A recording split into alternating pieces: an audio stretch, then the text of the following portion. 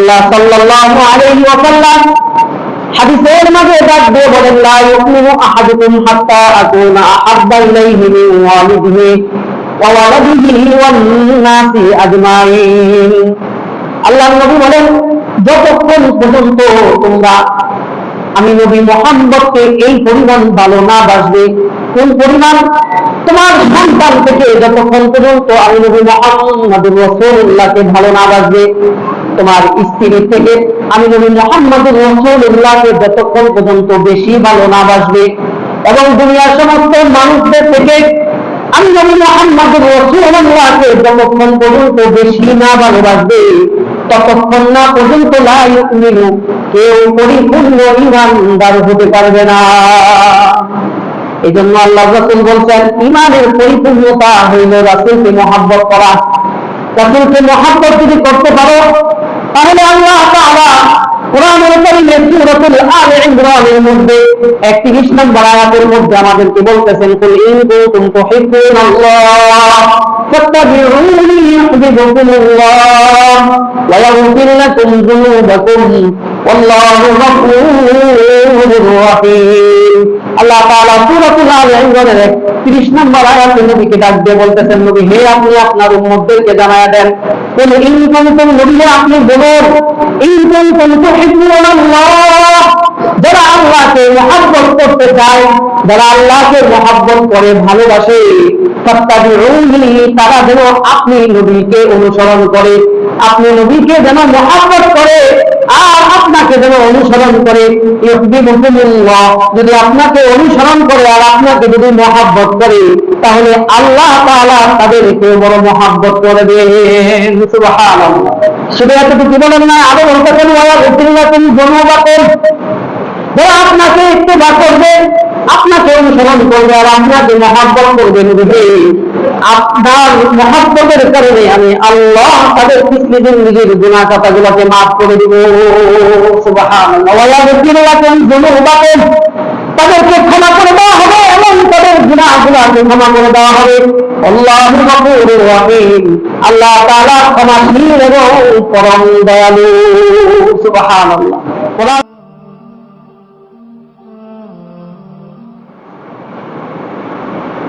السلام عليكم ورحمة الله وبركاته.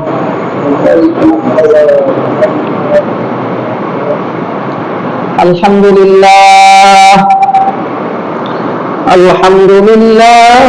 نحمده ونستعينه ونستغفره ونؤمن به ونتوكل عليه، ونعوذ بالله من شرور أنفسنا ومن سيئات أعمالنا، من يهده الله فلا مضل له ومن يضلله فلا هادي له، ونشهد أن لا إله إلا الله وحده لا شريك له، ولا مثيل له ولا مثال له ولا شبيه له ولا نظير له، ولا أول له ولا آخر له ولا قبل له ولا بعد له، ولا ضد له ولا ند له ولا حد له ولا كفو له، ولا ضار له ولا نافع له ولا محصي له ولا مميت له، ولا ولد له ولا والد له ولا أم له ولا زوج له ولا وقت له ولا زمان له، ونشهد أن سيدنا وسندنا وحبيبنا وحبيب ربنا وطبيبنا وطبيب قلوبنا ومولانا محمدا عبده ورسوله أرسله الله إلى كافة الناس بشيرا ونذيرا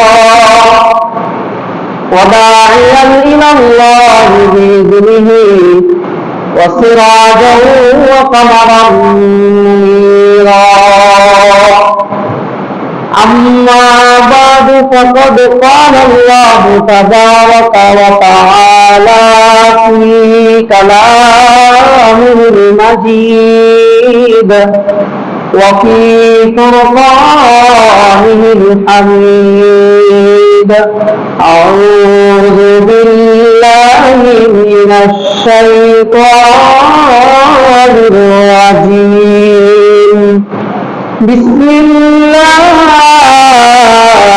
الرحمن الرحيم قل إن كنتم تحبون الله فاتبعوني يحببكم الله ويغفر لكم ذنوبكم والله غفور رحيم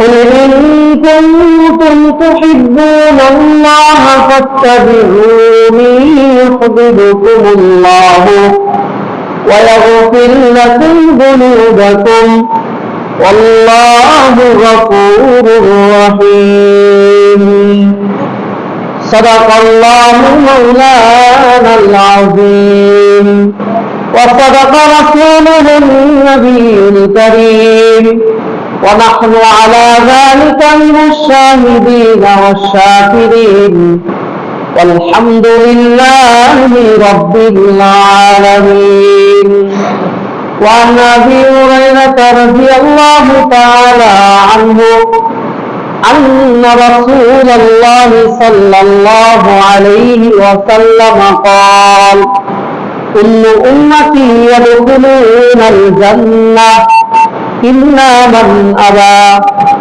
قالوا ومن أبى قال من أطاعني دخل الجنة ومن عصاني فقد أبى أو كما قال عليه الصلاة والسلام وقال النبي صلى الله عليه وسلم لا يؤمن أحدكم حتى أكون أحب إليه من والده وولده والناس أجمعين أو كما قال عليه الصلاة والسلام محبوب درگاہ کبریا بلغ العلا بکماله شد روشن زمین و آسمان کشفت دجا بجماله مشتاق دیدار خدا حسنت جمیع خصاله نامز مصطفیٰ صلو علیہ وآلہ بلغ العلا بکماله كشف الدجى بجماله حسنت جميع خصاله صلوا عليه وآله আমরা সকলে নামাজের দিকে শুরু করি اللهم صل على محمد وعلى آل محمد كما صليت على إبراهيم وعلى آل إبراهيم إنك حميد مجيد اللهم بارك على محمد وعلى آل محمد كما باركت على إبراهيم وعلى آل إبراهيم إنك حميد مجيد الحمد لله মহান আল্লাহ রাব্বুল আলামিনের দরবারে অসংখ্য অগণিত শুকরিয়া যে আল্লাহ সুবহানাহু ওয়া তাআলা পবিত্র জুমার দিনে জুমার নামাজ আদায় করার উদ্দেশ্যে আপনাকে এবং আমাকে দুনিয়ার বিভিন্ন কাজ থেকে ফারেক করে এই মহান আল্লাহ সুবহানাহু ওয়া তাআলা অত্যন্ত দয়া এবং মায়া করে তার ঘর তথা মসজিদ নামক স্থানে আগে আগে আসবার মতন বসবার মতন তৌফিক দান করেছেন। এই জন্য মালিকের দরবারে সকলে সমস্বরে মহাব্বতের সহিত শুকরিয়া আদায় করে বলি আলহামদুলিল্লাহ। আল্লাহ তাআলা তার হাবিবকে আমাদের মাঝে পাঠাইছেন, এটা আমাদের জন্য সবচাইতে বড় বড় নিয়ামত। এর চাইতে বড় নিয়ামত আর কিছুই নাই। রাসূলুল্লাহ সাল্লাল্লাহু আলাইহি ওয়াসাল্লামের জীবনী সিরাত নিয়ে কিছু বিভিন্ন দিকে আলোচনা হয়েছে এবং করতেছি। এই জন্য রাসূলুল্লাহ সাল্লাল্লাহু আলাইহি ওয়াসাল্লামের একটা সুন্দর একটা দিক, সেটা হইল যে আল্লাহ নবী সাল্লাল্লাহু আলাইহি ওয়াসাল্লামের প্রতি মহাব্বত। এই মহাব্বত সম্পর্কে কিন্তু কিছু পরিমাণ আমি বিষয়বস্তু এই জন্য বললাম যাতে আমার আলোচনাটা আপনাদের বুঝতে সহজ হয়। রাসূলের মহাব্বত, ইশকে মহাব্বত, হুব্বে রাসূল, এটা হলো রাসূলুল্লাহ সাল্লাল্লাহু আলাইহি ওয়াসাল্লামের প্রতি মহাব্বত। এখন মহাব্বতের মধ্যে তিনটা ক্যাটাগরি থাকবে। সেটা হলো যে মহাব্বত আল্লাহ তাআলা তার হাবিবকে কেমন মহাব্বত করতেন, অর্থাৎ রাসূল সাল্লাল্লাহু আলাইহি ওয়াসাল্লামের প্রতি ভালোবাসা আল্লাহ তাআলার কেমন ছিল, রাসূল সাল্লাল্লাহু আলাইহি ওয়াসাল্লামের প্রতি ভালোবাসা সাহাবীদের কেমন ছিল, রাসূল সাল্লাল্লাহু আলাইহি ওয়াসাল্লামের ভালোবাসা আমাদের কেমন আছে বা কেমন হওয়া উচিত। এই বিভিন্ন ঘটনার পরিপ্রেক্ষী এবং কোরআন এবং হাদিসের আলোকে এবং আমাদের করণীয় সম্পর্কে, বর্জনীয় সম্পর্কে কিঞ্চিত পরিমাণ কিছু মূল্যবান কথা বলার চেষ্টা করব। আল্লাহ রাব্বুল ইজ্জত যেন যিনি বলবেন তাকে যেন ইখলাসের সহিত বলার তৌফিক দান করেন এবং যারা শুনবেন সকলকে যেন আমলের নিয়তে শুনবার মতন তৌফিক দান করেন। সকলে বলি আমিন। মুহতারাম হাজির, রাসূলুল্লাহ সাল্লাল্লাহু আলাইহি ওয়াসাল্লামের প্রতি ভালোবাসা এমন এক জিনিস, মহব্বত এমন এক জিনিস যে এটা দেখা যায় না, ছোঁয়াও যায় না, কিন্তু এটা কাজে কর্মের মাধ্যমে প্রকাশ পায়। কেউ যদি কাউকে মহব্বত করে, এটা কাজে কর্মের মাধ্যমে বোঝা যায় যে সে তাকে কতটুকু মহব্বত করে।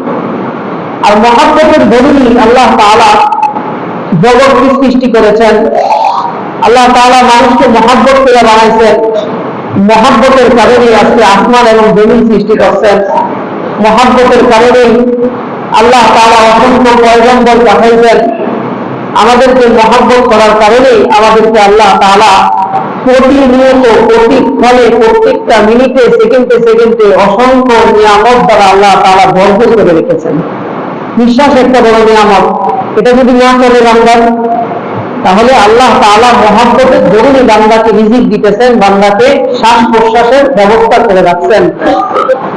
যে আল্লাহ তাআলা মহব্বত তার রাসূলকে কি পরিমাণ করতেন, এটা অনেকগুলা ঘটনার মাধ্যমেও প্রকাশ পাওয়া যায়। দুইটি কথাই বলব। শুধু একটি কথা হইল যে আল্লাহ তাআলা দুনিয়াতে অসংখ্য নবী রাসূল পাঠাইছেন, অনেক নবী রাসূল পয়গম্বর পাঠাইছেন, কিন্তু কোন পয়গম্বরের সাথে আল্লাহ তাআলা সরাসরি সাক্ষাৎ করেন নাই, সরাসরি দেখাও করেন নাই, কথাও বলেন নাই। একজন নবীর সাথে কথা বলছেন হযরত মুসা আলাইহিস সালাতু ওয়াস সালাম, তাও সেটা তুর পাহাড়ের পর্দার আড়াল থেকে কথা বলেছেন, শুধু তিনি শুনেছেন, দেখেন না। কিন্তু কোন পয়গম্বরকে, কোন নবী রাসূলকে আল্লাহ তাআলা তার খাস যে আরশে মহল্লা, এই খাস আরশে মহল্লা সিদরাতুল মুনতাহা বের করে উপরে আরশের মহল্লার মাঝে ওইখানে অসংখ্য অগণিত ফেরেশতারাও যাওয়ার সাহস পায় নাই, ফেরেশতারাও যাইতে পারে নাই, এমন একটি জায়গায় আপনার এবং আমার নবীকে সেখানে আল্লাহ তাআলা ইনভাইট করে আমন্ত্রণ করে নিয়েছেন, সরাসরি সাক্ষাৎ করেছেন, সরাসরি কথা বলেছেন। সুবহানাল্লাহ। মেরাজের ঘটনা, এই মেরাজের ঘটনার মধ্যে আল্লাহ তাআলা তার হাবিবকে কতটা ভালোবাসেন এটার বহিঃ প্রকাশ করাইছেন, বহিঃ প্রকাশ করেছেন। আল্লাহ তাআলা এই দিয়েছেন, ওটা দিয়েছেন, এটা দিয়েছেন, রাসূল যখন যেটা চেয়েছেন সেটা দিয়েছেন, রাসূলকে মুআজিজা দিয়েছেন, এগুলো তো দিয়েছি। এগুলো দেওয়ার উদ্দেশ্য হলো রাসূল আপনাকে বড় মহাব্বত করি, কিন্তু মহাব্বতের চূড়ান্ত প্রকাশ বহিঃ প্রকাশ করেছেন আল্লাহ তাআলা তার হাবিবকে। কোন নবীকে তো ওই চূড়ান্ত প্রকাশটা করেন নাই, আমাদের নবীর বেলায় এই চূড়ান্ত প্রকাশটা করেছেন যে নবীরে আপনাকে আমি কতটা মহাব্বত করি, আপনাকে আমি একেবারে আমার আরশের মহল্লা 7 আসমান ভেদ করে সিদরাতুল মুনতাহা ভেদ করে যেখানে জিবরাইল আমিনও যেতে পারে নাই, যেখানে কি করে নাই ফেরেশতাদের সরদার, ফেরেশতাদের সরদার হযরত জিবরাইল আলাইহিস সালাতু ওয়াস সালাম তার টোটাল জিন্দেগিতে মাত্র কয়েকবার গেছেন, তাও এটা রিওয়ায়াত দুর্বল পাওয়া যায়। তো সেও যাইতে পারে নাই। মেরাজের ঘটনার সময় প্রকাশ পেয়েছিল হযরত জিবরাইল আমিন একটা পর্যায়ে স্টপ হয়ে গেছে যে আমার আর উপরে যাওয়ার অনুমতি নাই, তার মানে বোঝা গেল যে জিবরাইল আমিনও তার উপরে যেতে পারে নাই। তো এখান থেকে বোঝা গেল তো আল্লাহ হাবিব রাসূলুল্লাহ সাল্লাল্লাহু আলাইহি ওয়াসাল্লামকে আল্লাহ তাআলা একেবারে বন্ধুর মুহাব্বত, ইশক মুহাব্বত তাকে বলে যে একেবারে সামনাসামনি আল্লাহ রাসূলকে নিয়ে তার সাথে কথা বলেছেন এবং তাকে দিদার লাভ করেছেন, বলেন সুবহানাল্লাহ। এই জন্য পাওয়া যায় রাসূলুল্লাহ সাল্লাল্লাহু আলাইহি ওয়াসাল্লামকে একটা কালিমা দিয়েছেন, অন্যান্য নবীদেরকেও কালিমা দিয়েছেন লা ইলাহা ইল্লাল্লাহ। মুসা কালিমুল্লাহ অথবা মুসা আলাইহিস সালাতু ওয়াস সালামের সাথে যোগ করা হয়েছে লা ইলাহা ইল্লাল্লাহ ঈসা রূহুল্লাহ। হযরত ইব্রাহিম আলাইহিস সালাতু ওয়াস সালামের সাথে নাম যোগ করা হয়েছে লা ইলাহা ইল্লাল্লাহ ইব্রাহিম খলিলুল্লাহ। এরকম বিভিন্ন সময় বিভিন্ন নবীদের সাথে কালিমা যুক্ত করা হয়েছে, কিন্তু আপনার আর আমার নবীকে আল্লাহ তাআলা কালিমা দিয়েছেন, কালিমার সাথে তার সাথে আল্লাহ তাআলা তার পরিচয় সহকারে যুক্ত করেছেন লা ইলাহা ইল্লাল্লাহ, আমি ছাড়া আর কোনো ইলাহ নাই, অর্থাৎ আল্লাহ ছাড়া আর কোনো মাবুদ নাই। নবীর পরিচয়টা সহকারে দিয়েছেন।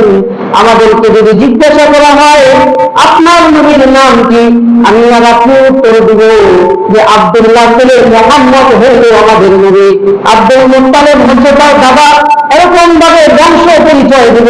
কিন্তু আল্লাহ তাআলা আব্দুল্লাহ ছেলে মুহাম্মদ বলে পরিচয় দেন নাই, আব্দুল মুত্তালিবের নাতি বলে পরিচয় দেন নাই, কিন্তু আল্লাহ তাআলা তার প্রেরিত রাসূল হিসাবে তিনি পরিচয় দিয়েছেন।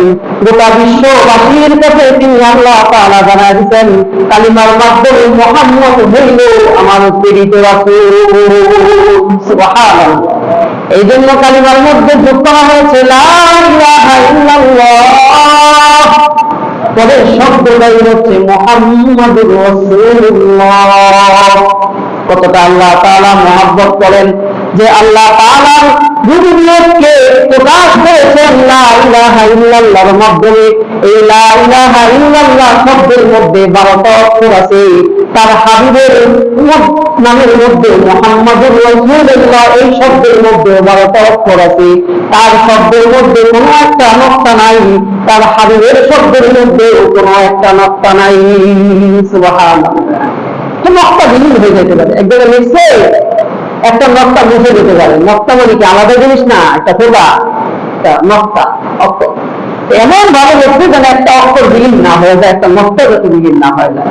কি পরিমাণ মহব্বত আল্লাহ তাআলা, এবং আল্লাহ তাআলা রাসূলকে মহব্বত করে রাসূলের মুখ তৈরি করছেন। রাসূলকে যে আল্লাহ তাআলা একটা নূর দিয়েছেন, এই নূরটা আল্লাহ তাআলা আরশের মহল্লার ডান পাশে একটা তারকা সিস্টেম করে তারকার মতো উজ্জ্বল করে, এটা আল্লাহ তাআলার একটা নূর।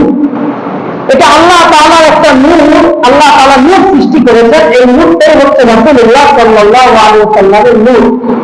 যখন থেকে আরশে মহল্লা ছিল না, ফেরেশতাকুল ছিল না, আর পৃথিবী নামক বিভিন্ন গ্রহ তো ছিলই না, এরও আগে আল্লাহ তাআলা রাসূলের নূর তৈরি করছেন। আল্লাহ রাসূল বলেছেন, একদিন হযরত জিবরাইল আমিন আলাইহিস সালাতু ওয়াস সালাম আল্লাহর নবীর কাছে তো এত বারবার আসতেন যে রাসূল হযরত জিবরাইল আমিনকে বন্ধু হিসেবে ডাকতেন। বন্ধুকে যখন তখন ডাকতে এসে বলেন। তো আল্লাহ রাসূলের জীবন দশায় ৬৩ বছর জীবন দশায় হযরত জিবরাইল আলাইহিস সালাতু ওয়াস সালাম ২৪,০০০ বার আসতেন। সুবহানাল্লাহ। এই ২৪,০০০ বার যখন তখন আসতেন, তা একদিন জিজ্ঞাসা করতেছেন, জিবরাইল তোমার বয়স কত? আল্লাহ রাসূল জিজ্ঞেস করতেছেন তাকে, হযরত জিবরাইল আলাইহিস সালাতু ওয়াস সালামকে। হযরত জিবরাইল আলাইহিস সালাতু ওয়াস সালাম পাল্টা প্রশ্ন করলেন, ইয়া রাসূলুল্লাহ তাআলা আপনার বয়স কত? হযরত জিবরাইল আলাইহিস সালাতু ওয়াস সালাম যখন জিজ্ঞেস করলেন আপনার বয়স কত, তো রাসূলুল্লাহ সাল্লাল্লাহু আলাইহি ওয়াসাল্লাম আবার জিজ্ঞাসা করলেন যে আমার বয়স জানার আগে বলো তোমার বয়স কত, আগে কি তোমার বয়স কত? তো জিবরাইল আলাইহিস সালাতু ওয়াস সালাম উত্তর দিলেন এটা, যে আমি আল্লাহ তাআলার সাথে যখন ওহী আনয়ন করতাম আগের থেকেই, যখন আমাকে আল্লাহ তাআলা সৃষ্টি করেছে তখন থেকেই আমি আল্লাহ তাআলার যে আরশ, এই আরশের একটা ডান পাশে একটা তারকা জ্বলমল করতে দেখেছি। ৭০,০০০ যখন এই তারকাটা উঠতো তখন ৭০,০০০ মধ্যে জ্বলমল করতো, আবার যখন ডুবতো তখন ৭২,০০০ বছর এটা দূরে থাকতো। তো এরকম ভাবে আমি ৪২ বার দেখেছি। কতবার? ৪২। কোন বর্ণনা আছে ৪২,০০০ বার, ৪২ বলা হয়েছে। ৪২,০০০ বার আমি এই তারকাটা দেখেছি। কিভাবে দেখেছি? যে যখন তারকাটা জন্মন করতো, জন্মন করা অবস্থায় ৭০,০০০ বছর এখানেই থাকতো, আবার যখন সেটা জ্বলা বন্ধ হয়ে যাইত তখন ৭২,০০০ বছর এটা অফ থাকতো, আবার ৭২,০০০ বছর পর আবার ৭০ বছর এটা জ্বলত। তো এরকম ভাবে আমি ৪২,০০০ বার দেখেছি। সুবহানাল্লাহ ওয়া বিহামদিহি। এখন রাসূল আপনি হিসাব করে দেন তাহলে আমার বয়সটা কেমন হয়েছে। তো রাসূলুল্লাহ সাল্লাল্লাহু আলাইহি ওয়াসাল্লাম মুস্কি হাসি দিয়ে বলেন, যে জিবরাইল তুমি যে ওই যে তারকাটা দেখেছিলা ৭০,০০০ বছর জন্মন করতো, আবার ৭২,০০০ বছর এটা জন্মন করতো না, উদয় হয়ে যেত, তার মানে ৭২,০০০ বছর পর ৭০ বছর উদিত হয়ে থাকতো যে আলোটা, যে তারকাটা, ওইটাই হচ্ছে আমি নবী মুহাম্মদুর রাসূলুল্লাহ আলো নূর। সুবহানাল্লাহ। এখন তুমি হিসাব করে নাও যে তাহলে আমার বয়স কত, আমার নূরের বয়স কত, মূলত দুনিয়ার বয়স না। তাহলে আমার নূরের বয়স কত এটা তুমি হিসাব করে নাও জিবরাইল। তুমি যদি এতবার দেখতে পারো তাহলে এই আলোটাই হচ্ছে আমি। এই আলোটা আল্লাহ তাআলা আমাকে বড় মহাব্বত করে তার চোখের সামনে, যার সামনে আমাকে সবসময় রাখেছেন, যে এটার আলোর থেকে, এটার নূর থেকে আমাকে নূর দেওয়া হয়েছে। আমি দুনিয়ার জিন্দেগিতে প্রেরিত হয়েছি রহমত হিসাবে। ওয়া মা আরসালনাকা ইল্লা রাহমাতাল লিল আলামিন। গোটা আলো, গোটা জগৎবাসীর জন্য আমি ওই নূর নিয়ে রহমত হিসাবে প্রেরিত হয়েছে। সুবহানাল্লাহ ওয়া বিহামদিহি। আল্লাহ তাআলা তার রাসূলকে কত ভালোবাসেন। রাসূলকে ভালোবাসার জন্যই আল্লাহ তাআলা পৃথিবী, আসমান এবং জমি সব কিছু সৃষ্টি করেছেন। তাহলে এই মহব্বত কি না পানি দুনিয়ার ভিতরে দেখা যায় যে একজন আরেকজনের যখন মহব্বত করে তখন সাত সমুদ্র তেরো নদী সমস্ত কিছু পানি দিয়ে সে কি করে, সমস্ত কিছু জয় করে দেয়, শুধু মহব্বতের কারণ। বাহরহাল, এই জন্য রাসূলুল্লাহ সাল্লাল্লাহু আলাইহি ওয়াসাল্লাম বলেছেন যে আমাকে যদি কেউ মহব্বত করে কাল কিয়ামতের ময়দানে আমার সাথে সেই ব্যক্তিটা জান্নাতে যা থাকবে। সুবহানাল্লাহ ওয়া বিহামদিহি। বুখারী এবং মুসলিম শরীফের হাদিস। আল্লাহর নবী সাল্লাল্লাহু আলাইহি ওয়াসাল্লামকে জিজ্ঞাসা করা হলো, কুল্লু উম্মতি ইয়াদখুলুনাল জান্নাহ, ওগো আল্লাহর নবী আপনার সাথে কারা জান্নাতে থাকবে কিয়ামতের ময়দানে? হযরত আবু হুরায়রা রাদিয়াল্লাহু তাআলা আনহু থেকে হাদিস বর্ণিত করা যায়, হযরত আবু হুরায়রা রাদিয়াল্লাহু তাআলা আনহু বলেন, আমরা কয়েকজন সাহাবী বসে আছিলাম, আল্লাহর নবীকে জিজ্ঞাসা করা হইল, যে আল্লাহর নবী, আপনার সাথে কারা কারা জান্নাতে থাকবে, কারা কারা আপনার সাথে জান্নাতে যাবে? আল্লাহর নবী হাদিস বর্ণনা করে বলেন, কুল্লু উম্মতি ইয়াদখুলুনাল জান্নাহ ইল্লা মান আবা। আল্লাহর নবী বলেন, আমার উম্মতের মধ্যে সব উম্মতরা জান্নাতে যাবে, তবে যারা আমাকে অস্বীকার করে তারা জান্নাতে যাবে না। সাহাবায়ে কেরাম রাদিয়াল্লাহু তাআলা আনহুম আজমাইন বললেন, ক্বালু ওয়া মান আবা, ইয়া রাসূলুল্লাহ, তারা আপনাকে অস্বীকার করে? আল্লাহর নবী বলেন, ক্বালা মান আতাআনি দাখালাল জান্নাহ ওয়া মান আসানি ফাকাদ আবা। আল্লাহর নবী ডাক দিয়ে বলেন, যে ব্যক্তি আমাকে অনুসরণ করে, যে ব্যক্তি আমাকে মহব্বত করে, যে ব্যক্তি তার জীবন আদর্শকে তা আমার আদর্শের সাথে মিলায়া নেয়, ওই ব্যক্তিটা আমাকে মানে, ওই ব্যক্তিটা আমাকে অনুসরণ করে, যে ব্যক্তিটা আমাকে অনুসরণ করবে, দাখালাল জান্নাহ, সে ব্যক্তি জান্নাতে প্রবেশ করে ফেলবে।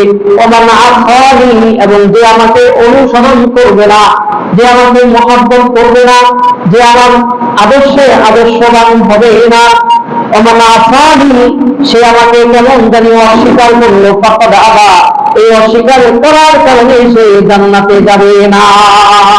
নাউযুবিল্লাহ। তো আল্লাহ রাসূল স্পষ্ট হাদিসের মধ্যে বলেন, মান আহাব্বা সুন্নতি ওয়া মান আহাব্বানি কানা মাই ফিল জান্নাহ। যে ব্যক্তি আমার সুন্নতকে মহব্বত করে, ওয়া মান আহাব্বানি, আর যে ব্যক্তি আমাকে মহব্বত করে, দুটো কথা বলছেন, মান আহাব্বা সুন্নতি ওয়া মান আহাব্বানি। এখানে ওয়াও দ্বারা এমন বোঝানো হয়েছে, ওয়াও দ্বারা এমন বোঝানো হয়েছে, মান আহাব্বা সুন্নতি, যে ব্যক্তি আমার সুন্নতকে মহব্বত করে, আর এবং যে ব্যক্তি আমাকে মহব্বত করে, কানা মাই ফিল জান্নাহ। আল্লাহর রাসূল দুইটি হাতের দুইটি আঙ্গুল এরকম ভাবে দেখাইছেন যে সে আমার সাথে এরকম ভাবে কি থাকবে, মিলেমিশে জান্নাতে থাকবে। বলেন সুবহানাল্লাহ। এই জন্য রাসূলকে মহব্বত করা আমাদের ঈমান। রাসূলুল্লাহ সাল্লাল্লাহু আলাইহি ওয়াসাল্লাম হাদিসের মধ্যে ডাক দিয়ে বলেন, লা ইউমিনু আহাদুকুম হাত্তা আকুনা আহাব্বা ইলাইহি মিন ওয়ালিদিহি ওয়া ওয়ালাদিহি ওয়ান নাসি আজমাইন। আল্লাহর নবী বলেন, যতক্ষণ পর্যন্ত তোমরা আমি নবী মুহাম্মদকে এই পরিমাণ ভালো না বাসবে, কোন পরিমাণ? তোমার সন্তান থেকে যতক্ষণ পর্যন্ত আমি নবী মুহাম্মদুর রাসূলুল্লাহকে ভালো না বাসবে, তোমার স্ত্রী থেকে আমি নবী মুহাম্মদুর রাসূলুল্লাহকে যতক্ষণ পর্যন্ত বেশি ভালো না বাসবে, এবং দুনিয়ার সমস্ত মানুষদের থেকে আমি নবী মুহাম্মদুর রাসূলুল্লাহকে যতক্ষণ পর্যন্ত বেশি না ভালোবাসবে, ততক্ষণ না পর্যন্ত লা ইউমিনু, কেউ পরিপূর্ণ ঈমানদার হতে পারবে না। এই জন্য আল্লাহর রাসূল বলছেন, ঈমানের পরিপূর্ণতা হইল রাসূলকে মহব্বত করা। রাসূলকে মহব্বত যদি করতে পারো, তাহলে আল্লাহ তাআলা কোরআনুল কারীমের সূরাতুল আলে ইমরানের মধ্যে 31 নম্বর আয়াতের মধ্যে আমাদেরকে বলতেছেন, কুল ইন কুনতুম তুহিব্বুনাল্লাহ ফাত্তাবিউনি ইউহিব্বুকুমুল্লাহ ওয়া ইয়াগফির লাকুম যুনুবাকুম ওয়াল্লাহু গফুরুর রাহিম। আল্লাহ তাআলা সূরাতুল আলে ইমরানের 30 নম্বর আয়াতে নবীকে ডাক দিয়ে বলতেছেন, নবী হে, আপনি আপনার উম্মতদেরকে জানায়া দেন, কুল ইন কুনতুম, নবী আপনি বলুন, ইন কুনতুম তুহিব্বুনাল্লাহ, যারা আল্লাহকে মহব্বত করতে চায়, যারা আল্লাহকে মহব্বত করে ভালোবাসে, ফাত্তাবিউনি, তারা যেন আপনি নবীকে অনুসরণ করে, আপনি নবীকে যেন মহব্বত করে আর আপনাকে যেন অনুসরণ করে। ইউহিব্বুকুমুল্লাহ, যদি আপনাকে অনুসরণ করে আর আপনাকে যদি মহব্বত করে, তাহলে আল্লাহ তাআলা তাদেরকে বড় মহব্বত করে দেন। সুবহানাল্লাহ। শুধু এতটুকু বলেন না, আরো বলতেছেন, ওয়া ইয়াগফির লাকুম যুনুবাকুম, যারা আপনাকে ইত্তেবা করবে, আপনাকে অনুসরণ করবে আর আপনাকে মহব্বত করবে, নবী আপনার মহব্বতের কারণে আমি আল্লাহ তাদের পিছনে জিন্দেগীর গুনাহ খাতাগুলোকে মাফ করে দিব। সুবহানাল্লাহ। ওয়া ইয়াগফির লাকুম যুনুবাকুম, তাদেরকে ক্ষমা করে দেওয়া হবে এবং তাদের গুনাহগুলোকে ক্ষমা করে দেওয়া হবে। আল্লাহু গফুরুর রহিম, আল্লাহ তাআলা ক্ষমাশীল এবং পরম দয়ালু। সুবহানাল্লাহ। কোরআনে আল্লাহ তাআলা ঘোষণা করেছেন, নবীকে মহব্বত করলে গুনাহসমূহকে মাফ হয়ে যাবে। নবীকে মহব্বত করলে স্বয়ং আল্লাহকে মহব্বত হয়ে যায়। এই জন্য আল্লাহ তাআলার রাসূলকে মহব্বত করা আমাদের অত্যন্ত করণীয়। কোরআনের বিধান হল আল্লাহ তাআলাকে মহব্বত করো, আর যারা আল্লাহ তাআলাকে মহব্বতের দাবিদার হবে তারা যেন নবী মুহাম্মদুর রাসূলুল্লাহর ইত্তেবা করে এবং মহব্বত করে। এই জন্য রাসূলুল্লাহ সাল্লাল্লাহু আলাইহি ওয়াসাল্লাম বলেছেন, আমাকে সর্বোচ্চ মহব্বত করা হলো, এটা হলো ঈমানের পরিপূর্ণতা। ঈমানের পরিপূর্ণতা হইল, যদি আমাকে মহব্বত করো তাহলে পূর্ণাঙ্গ মুমিন মুসলমান হতে পারবা, আর যদি আমাকে পরিপূর্ণ মহব্বত যদি না করতে পারো তাহলে পরিপূর্ণ মুমিন মুসলমান হতে পারবা না।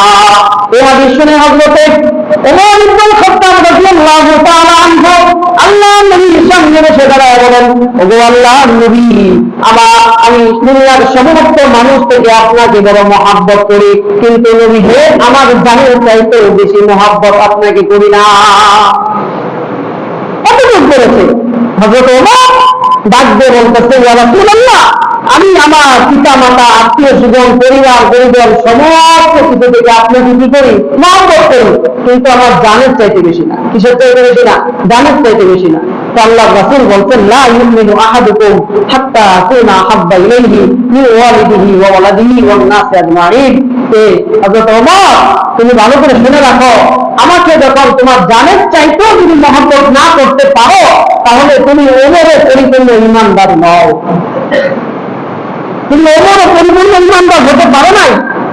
তুমি যদি পরিপূর্ণ ঈমানদার হতে চাও তাহলে তোমার জানের চাইতেও বেশি আমাকে মহব্বত করা লাগবে। কিছুক্ষণ হযরত ওমর এই কথাটা শুনে চুপ রইলেন। চুপ থাকার পরে এখন বললেন, ওয়াল্লাহি বিল্লাহি ইয়া রাসূলুল্লাহ, আল্লাহর কসম করে বলতেছি, এখন আমি আমার পরিবার পরিজন দুনিয়ার সমস্ত মানুষ থেকে এমনকি আমি আমার জানের চাইতেও বেশি আপনাকে বড় মহব্বত করি। বলেন সুবহানাল্লাহ। এজন্য আল্লাহ তাআলা সাহাবায়ে কেরাম রাদিয়াল্লাহু তাআলা আনহুম আজমাইনরা রাসূলকে কি পরিমাণ মহব্বত করতেন। রাসূলকে মহব্বত করার কারণে তার নিজের জীবনটা পর্যন্ত দিয়ে দিতেন, শহীদ হয়ে যেতেন। হযরত তালহা রাদিয়াল্লাহু তাআলা আনহু ঘটনা আছে যে তিনি উহুদের যুদ্ধে আল্লাহর রাসূল সাল্লাল্লাহু আলাইহি ওয়াসাল্লামকে সামনে রাইখা, পিছনে রাইখা তিনি সামনে থেকে এরকম তীর তার বুকের নিচে নিতেন, তীর নিতেন। ঘটনার মধ্যে বলা হয় যে 10 থেকে 8টা, আবার বলা হয় যে 14টা পর্যন্ত এরকম কি নিতেন, তার গায়ে এরকম আঘাত দিতেন। তিনি এতটুকু আঘাত দিতেন যে আমার রাসূলের গায়ে যেন একটাও আঘাত না লাগে, যা আঘাত লাগে আমার গায়ে যেন লাগে, আমার গায়ে যেন লাগে। এই জন্য সাহাবায়ে কেরাম রাদিয়াল্লাহু তাআলা আনহুম আজমাইনরা তারা জীবন দিয়ে চাইতেও রাসূলকে মহব্বত করেছেন। সেই মর্মে আল্লাহ তাআলা সূরা আহজাবের মধ্যে আল্লাহ তাআলা আয়াত নাযিল করেছেন, আন-নাবিয়্যু আওলা বিল মুমিনিনা মিন আনফুসিহিম, যে তারা মানে তারা রাসূলদের কথা বলছেন। তো সাহাবীরা আল্লাহর রাসূলকে এই পরিমাণ মহব্বত করত, এই পরিমাণ মুমিন তারা মুমিন হওয়ার কারণে এই পরিমাণ মহব্বত রাসূলকে করত, তারা তাদের জানের চাইতেও বেশি মহব্বত রাসূলকে করতেন। সুবহানাল্লাহি ওয়া বিহামদিহি। আব্দুল্লাহ ইবনে যায়েদ, হযরত আব্দুল্লাহ ইবনে যায়েদ রাদিয়াল্লাহু তাআলা আনহু বলেন, তো আল্লাহ, যেদিন আমি শুনবো আল্লাহর নবী দুনিয়া থেকে ইন্তেকাল হয়ে গেছে, উহুদের যুদ্ধের সময় একটা খবর হয়ে গেছিল আল্লাহর নবী দুনিয়ার মধ্যে নাই, শহীদ হয়ে গেছে, এমন একটা খবর শুনে হযরত আব্দুল্লাহ ইবনে যায়েদ রাদিয়াল্লাহু তাআলা আনহু তিনি আল্লাহ তাআলার কাছে বাগানের মধ্যে থাইকা শুনেছেন যে আল্লাহর নবী ইন্তেকাল হয়ে গেছে, দুনিয়ার মধ্যে নাই।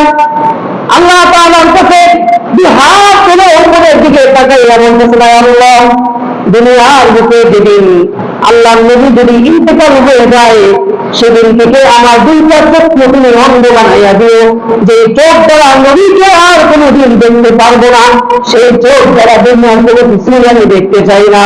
এবং আল্লাহ তাআলার কাছে দোয়া করেছে, আল্লাহ, যেই কান দ্বারা রাসূলের কথা শুনতাম, ওই কান দ্বারা যদি রাসূলের কথা যদি না শুনি, আল্লাহ নবী যদি দুনিয়া থেকে ইন্তেকাল করে যায়, দুনিয়া থেকে যদি ইন্তেকাল হয়ে যায়, আমার কানের মাধ্যমে আল্লাহ নবীর কথা শুনেছি, যেদিন থেকে ওই কথা বন্ধ হয়ে যাবে সেদিন থেকে ও আল্লাহ আমার কানকে তুমি নিস্তব্ধ করে দিও। ঠিকই ঠিকই সিরাতের কিতাবের মধ্যে আছে আল্লাহ নবীর ইন্তেকালের পরে হযরত আব্দুল্লাহ ইবনে যায়েদ রাদিয়াল্লাহু তাআলা আনহু আল্লাহ তাআলার কাছে যে মুহাব্বতের কারণে নবীকে মুহাব্বত করে যে দোয়া করেছিলেন, আল্লাহ তাআলা ওই দোয়াকে এমন ভাবে কবুল করেছেন, হযরত যায়েদ ইবনে আব্দুল্লাহ ইবনে যায়েদ রাদিয়াল্লাহু তাআলা আনহু আল্লাহ নবীর ইন্তেকালের পরে যতদিন বেঁচে ছিলেন তিনি অন্ধ এবং বধির অবস্থায় বেঁচে ছিলেন। সুবহানাল্লাহ। আল্লাহ তাআলা তার দোয়াকে কবুল করতে মুহাব্বতের কারণে, আমি তো নবীকে দেখতে পারবো না, আমার চোখ আল্লাহ তুমি কি করে দাও, তোকে দৃষ্টি তুমি নিয়ে যাও এবং কানে শ্রবণ শক্তি তুমি নিয়ে যাও, যদি আমি রাসূলের কথাই না শুনি, রাসূলের কথাই যদি না শুনি। এক মহিলা যুদ্ধের ময়দানে তার স্বামী ইন্তেকাল করেছে, শহীদ হয়েছে, তার স্বামী শহীদ হয়েছে, তার ছেলে শহীদ হয়েছে এবং তার বাবাও শহীদ হয়েছে। এমন তিনজনের খবর তার কানের মধ্যে আসলো। আসার সাথে সাথে তিনি পেরেশান হয় নাই যে স্বামী শহীদ হয়ে গেছে, শহীদ হয়ে যাক, ছেলে শহীদ হয়ে গেছে, ছেলে শহীদ হয়ে যাক, বাবা শহীদ হয়ে গেছে, শহীদ হয়ে যাক, তোমরা একবার বলো আমার নবীর অবস্থাটা কেমন।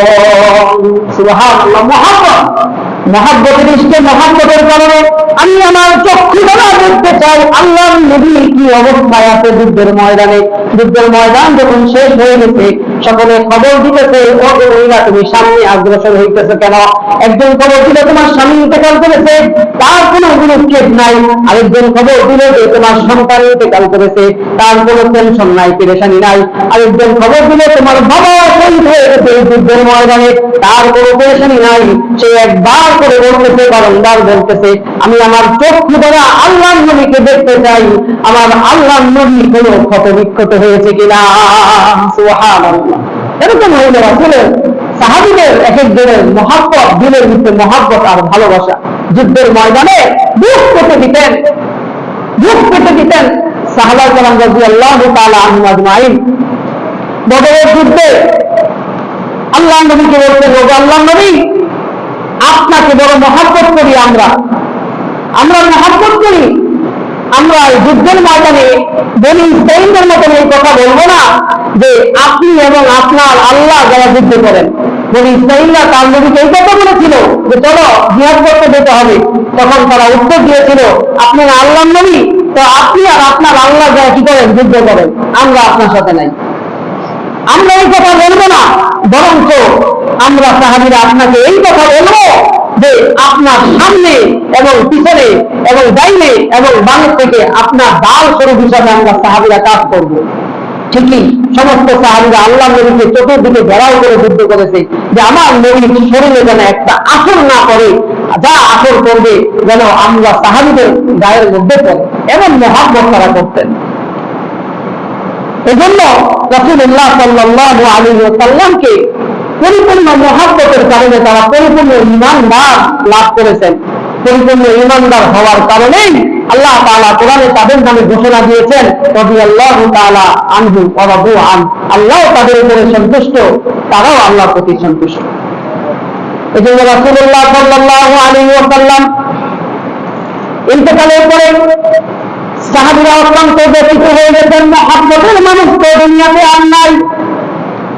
রাসূলের সমস্ত কাজ কর্মগুলো সাহাবায়ে কেরাম রাদিয়াল্লাহু তাআলা আনহুম আজমাইনরা অনুসরণ করতেন মহাব্বতের কারণে।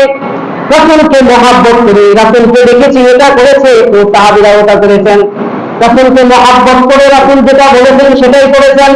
কিন্তু আমাদের মহাব্বতের অবস্থা এমন যে আমরা তো মহাব্বত করি দুনিয়ার এক একটা গায়ক আর গায়িকার, আমরা মহাব্বত করি এক একটা নায়ক আর নায়িকার, আমরা মহাব্বত করি আমাদের দুনিয়ার সম্পদ আর দুনিয়ার মানুষের। আমরা আমাদের স্ত্রীকে মহব্বত করি, আমরা আমাদের সন্তানকে বড় মহব্বত করি, আমরা আমাদের বন্ধু বান্ধবদেরকে বড় মহব্বত করি। আল্লাহ নবী সাল্লাল্লাহু আলাইহি ওয়াসাল্লাম বলেছেন, আল মারউ মা মান আহাব্বা, যার সাথে তোমার মহব্বত হবে তার সাথেই তোমার কিয়ামত হবে। অথচ আমাদের মহব্বত একজন খেলোয়াড়ের সাথে, মেসির সাথে, মেসি কোন গেঞ্জিটা পরে সেই গেঞ্জি আজকে যুব সমাজ পরিধান করে। নেইমার টাকা নামক একজন খেলোয়াড় আছে, ওই টাকা কেমন করে চুল কাটে, ওই পরিমাণ সেই স্টাইলে চুল কাটে। একজন নায়ক, একজন গায়ক কি পরিমাণ স্যুট পরে, কি পরিমাণ জামা পরে, কোন ডিজাইনের জামা পরে। আজকে মুসলমানের সন্তান হওয়া করতে ওই ডিজাইনকে বড় মহাব্বত করে পড়ে। রাসূলের আদর্শ আমাদের কাছ থেকে বিলীন হয়ে গেছে। অথচ সাহাবায়ে কেরাম রাদিয়াল্লাহু তাআলা আনহুম আজমাইনরা প্রত্যেকটা জীবনের সেক্টরে সেক্টরে আল্লাহর নবীকে বড় মহাব্বত করে তার কথাগুলো মানতেন। আমরা তো মুখে মুখে আশিক রাসূল আল্লাহর নবীকে মহাব্বত করে এটা দাবি করি, কিন্তু সাহাবায়ে কেরাম রাদিয়াল্লাহু তাআলা আনহুম আজমাইনরা মুখে মুখে আশিক রাসূল বলতেন না, বরং কাজে কর্মে কেমন আশিক রাসূল এটা প্রমাণ করে দিয়েছে। সুবহানাল্লাহ। আশিক রাসূল আল্লাহর জমিনে এমন অসংখ্য আশিক রাসূলের অভাব নাই, লাফালাফি করার অভাব নাই, বিভিন্ন বিরিয়ানি আর কেক খাওয়ার পার্টির কোনো অভাব নাই, জিলাপি আর খিচুড়ি খাওয়ার পার্টির আশিক রাসূল কোনো অভাব নাই। বাইরে সাহাবীদের জীবনী, এক একজন সাহাবীদের জীবনী পড়ে দেখো, এক একজন সাহাবীদের অবস্থা কি হয়েছিল। হযরত আবু বকর সিদ্দিক রাদিয়াল্লাহু তাআলা আনহু আজমাইন, রাসূলের ইন্তেকালের পরে এমন একটা অবস্থা হয়েছিল, যখন একটু ঘুমের সময় হয়, ঘুমায় এই পাশ হয় আর ওই পাশ হয়, রাসূলের বিরহ কথার মধ্যে আহ বলে একটা শব্দ করে। সিরাতের কিতাবের মধ্যে আছে, আল্লাহর নবীর ইন্তেকালের পরে হযরত আবু বকর সিদ্দিক রাদিয়াল্লাহু তাআলা আনহু যখন কারোর সাথে যখন কথা বলতেন, তখন ভিতর থেকে কেমন জানি বিরহ কথার কারণে কলিজা পোড়া একটা গন্ধ বের হইতো। আল্লাহর নবী দুনিয়াতে নাই, এই খবর যখন হয়ে গেল, আল্লাহর নবী দুনিয়া থেকে যখন বিদায় হয়ে গেল, এক একজন সাহাবীর অন্তরটা বড় ব্যথায় বিনীত হয়ে গেছে। আহ, মহব্বতের মানুষটা দুনিয়াতে আর নাই। হযরত বেলাল রাদিয়াল্লাহু তাআলা আনহু আল্লাহর নবীর রওজা শরীফের সামনে দাঁড়াইয়া বলতেছেন, আল্লাহর নবী আপনি যখন নামাজ পড়াইতেন আমি বেলাল তখন পিছনে থাকতাম, আর যখন আপনি আমার আযান হইতো তখন আপনি আমার আযান শুনে মসজিদে নামাজ পড়াইতে আসতেন। আল্লাহর নবী আপনি যখন রাস্তা দিয়ে হাঁটতেন আমি বেলাল আগে আগে দেখতাম কোন কাফের বেঈমানেরা রাস্তার মধ্যে কোন কাঁটা যুদ্ধ করে আছে কিনা। আমার কাঁটাটা এই রাস্তার কাঁটাটা আমি বেলালের পায়ে লাগুক, কিন্তু আমার নবীর পায়ে যেন না লাগে।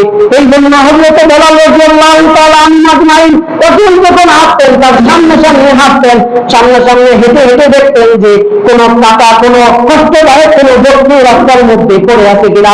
হযরত বেলাল রাদিয়াল্লাহু তাআলা আনহু আজমাইন আল্লাহর নবীর রওজা শরীফের মধ্যে দাঁড়ায় বলেন, ওগো আল্লাহর নবী এখন থেকে তো আর আপনার পিছনে নামাজ পড়তে পারবো না, আমি আযান দিলে আপনি তো এখন আর আসবেন না। রওজা শরীফে দাঁড়াইয়া বলতেছে, ওগো আল্লাহর নবী, ওগো আল্লাহর রাসূল আপনাকে বড় মহব্বত করি, আপনার স্মৃতি আমাকে সবসময় কষ্ট দিবে, এই জন্য আপনি যেহেতু দুনিয়ার মধ্যে থেকে চলে গেছেন, এই জন্য আমি বেলাল মদিনা থেকে বাহির হয়ে চলে যাইতেছি। হযরত বেলাল রাদিয়াল্লাহু তাআলা আনহু আজমাইন 6 মাস ধরে হযরত বেলাল মদিনা থেকে বাহির হয়ে গেছে। 6 মাস হযরত বেলালের কোনো আওয়াজ মদিনাতে নাই, বেলালকে দেখা যায় না। 6 মাস পরে আল্লাহর নবী স্বপ্নের যুগে হযরত বেলালকে আয়েশা বলতেছে, ওরে বেলাল, ঘুমের ঘরে হযরত বেলাল দেখতেছে আল্লাহর নবী তার সাথে সাক্ষাৎ করতেছে। সাক্ষাতে বলতেছে, বেলাল কত সাহাবী আমার কত উম্মতেরা, আমার কত সাহাবীরা আমার রওজা শরীফে মদিনার সামনে আয়েশা দাঁড়ায় একটা সালাম দেয়, বেলাল আজকে ঘরে মাস যাব। হযরত বেলালকে বলে 6 মাস যাব না, 6 মাস তখন 6 মাস যাব। বেলাল একটা সালামও আমার মদিনায় আসলো না রে বেলাল, কেন তুই এত রাগ করেছিস, কেন তুই এত অভিমান করেছিস? আমার রওজা শরীফে দাঁড়ায় কি একটা সালাম দেওয়ার সুযোগ নাই রে তোর?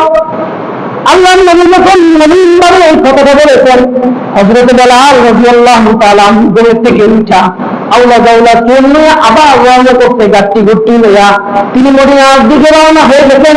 মদিনার যখন প্রবেশ করেছেন আল্লাহ নবী অন্যান্য সাহাবীরা হযরত বেলালকে দেখে হাউমাউ করে কাঁদতেছে আর বলতেছে, বেলাল রে, আজকে 6 মাস যাবত মদিনার মধ্যে তোর আযান শুনি না, তুই একটু আযান দিবি বেলাল? আজকে 6 মাস যাবত তোর আযান শুনি না, তোর আযানটা শুনে রাসূলের মহব্বতে একটু স্মৃতিচারণ করবো আমরা সাহাবীরা। আল্লাহ নবী তো না দুনিয়াতে নাই, আল্লাহ নবী একটু মহব্বতের কারণে একটু স্মৃতিচারণ করবো। বেলাল রে, একটু আযান দিবি কিনা একটু বল। হযরত বেলাল কয়, আমি কার জন্য আযান দিব? কার জন্য আযান দিব? আমি যখন আযান দিতাম তখন আল্লাহ নবী নামাজের জন্য আসতেন, নামাজ পড়াইতেন। আমার আযানটাকে শুনবে, আমার আযানটাকে যে শুনবে সে তো দুনিয়ার মধ্যে নাই। না না, আমি আযান দিতে পারবো না, না না, আমি আযান দিতে পারবো না। সাহাবায়ে কেরাম রাদিয়াল্লাহু তাআলা আজমাইন ডাক দিয়ে বলেন, সাহাবীরা রে, হযরত বেলাল বলে আযান দেবে না, যা যা আল্লাহ নবীর কলিজার টুকরা দুইজন নাকি হযরত হাসান আর হুসাইনকে ডাক দিয়ে নিয়ে আয়। হযরত হাসান আর হুসাইন যদি রিকোয়েস্ট করে তাহলে হযরত বেলাল আযান দিতে বাধ্য হবে। হযরত হাসান আর হুসাইন রাদিয়াল্লাহু তাআলা আজমাইন হযরত বেলালের দুইটা হাতের বাহুর উপরে এসে গেছে। হযরত হাসান আর হুসাইনকে দুইটা বাহুর সামনে হযরত বেলাল নিয়ে কান্না করতেছে। হযরত হাসান আর হুসাইন ডাক দিয়ে বলে, এনে আল্লাহ নবীর সাহাবী বেলাল, তুমি যদি একটু আযান দাও, তোমার সুরটা শুনে আমার নানাকে একটু অনুসরণ করবো, স্মরণ করবো, বড় মহাব্বত করি তো বড় নানাকে। নানার সাহাবীরাও আল্লাহ নবীর স্মৃতি চারণ করবে একটু, এই জন্য একটু আযান দাও। হযরত বেলাল চেয়ে দেখে, একবার হাসানের দিকে তাকায়, আরেকবার হুসাইনের দিকে তাকায়, একবার হাসানের দিকে তাকায়, আরেকবার হুসাইনের দিকে তাকায়। হযরত হাসান আর হুসাইনের চেহারার দিকে তাকাইয়া বলেন, দুনিয়ার কারো যদি কথা না রাখিবে তবে দুইজনের কথা এই জন্য রাখতে হবে, কারণ আল্লাহ নবী তাদের দুইজনকে এত মহব্বত করতো, এত মহব্বত করতো, যখন সদা সর্বদা স্মরণ তাদের খুশি রাখার জন্য সব কিছু করতে ব্যস্ত হয়ে যাইতো। হযরত হুসাইন আর হাসান যখন বলতো, ওগো আল্লাহর নবী, আমার নানাকে যখন বলতো, নানা যান, আপনি বুড়া হয়ে যান, আপনার পিঠের উপরে আমরা ঘোরা খেলবো, তখন আল্লাহর নবীর সাথে সাথে বুড়া হয়ে যাইতেন। হযরত হাসান আর হুসাইন ঘোরা খেলতেন। একবার হযরত হুসাইন রাদিয়াল্লাহু তাআলা আনহু আল্লাহর নবীর কোলের মধ্যে বসা, আল্লাহর নবীর সামনে হযরত জিবরাইল আমিন আলাইহিস সালাতু ওয়াস সালাম মানুষের রূপে মেহমান হয়ে আল্লাহর নবীর সাথে কথা বলতেছেন, আর আল্লাহর নবী আঙ্গুর খাইতেছিলেন, আঙ্গুর।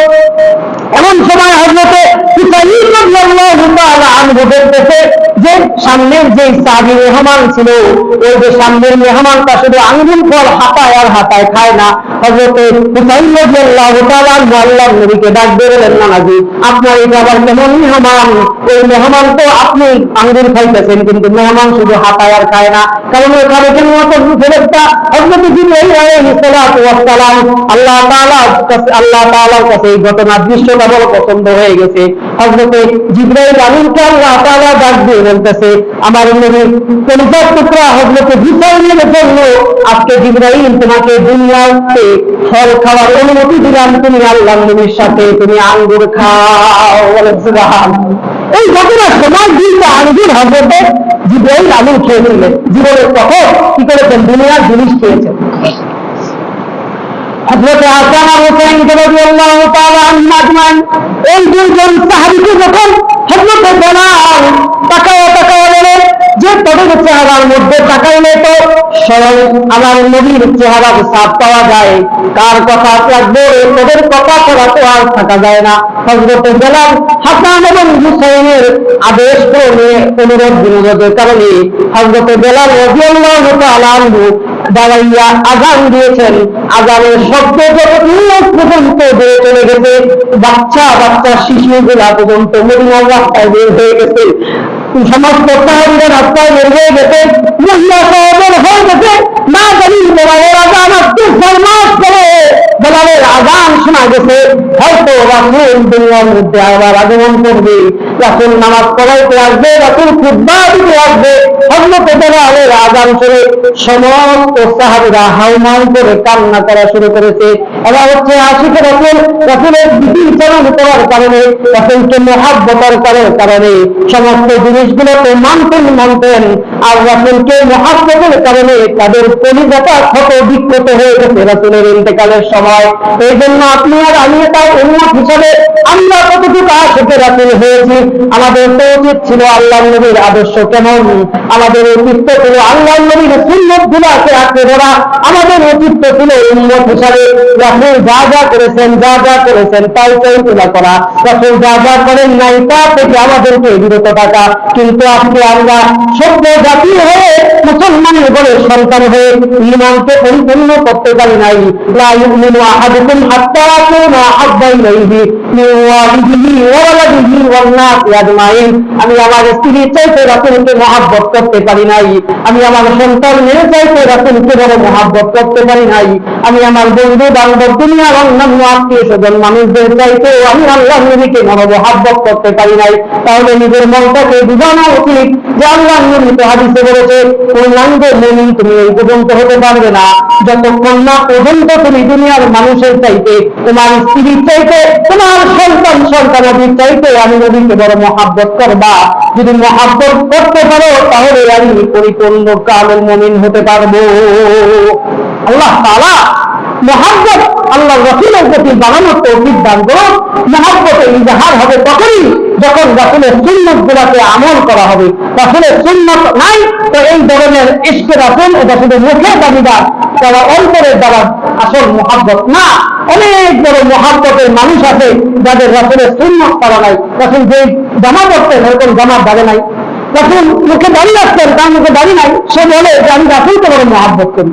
এরকম বলনেওয়ালা আশিক রাসূল দুনিয়াতে অভাব নাই। খিচুড়ি খাওয়ার, বিরিয়ানি খাওয়ার, কেক খাওয়ার পার্টির, এই ঈদ মিলাদুন নবী উপলক্ষ করে এরকম আয়োজন করার পার্টির অভাব নাই। কিন্তু রাসূলকে পরিপূর্ণ মহব্বত তারাই করে যারা রাসূলকে সদা সর্বদা তাদের জীবনের আদর্শকে রাসূলের আদর্শের সাথে মিলায় নেয় এবং রাসূলের সুন্নাত গুলোকে মহব্বত করে।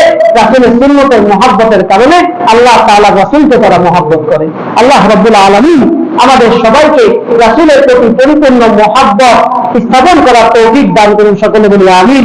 এবং আমাদের পরিবারের চাইতেও বেশি, আমাদের নফস জীবনের চাইতেও বেশি রাসূলকে মহব্বত করার তৌফিক দান করুন, সকলে বলি আমিন। ওয়া আখিরু দাওয়ানা আলহামদুলিল্লাহি রাব্বিল আলামিন। যে সমস্ত ভাইরা সুন্নাত করতে পারেননি মেহেরবানি করে 4 রাকাত সুন্নাত আদায় করে নিন।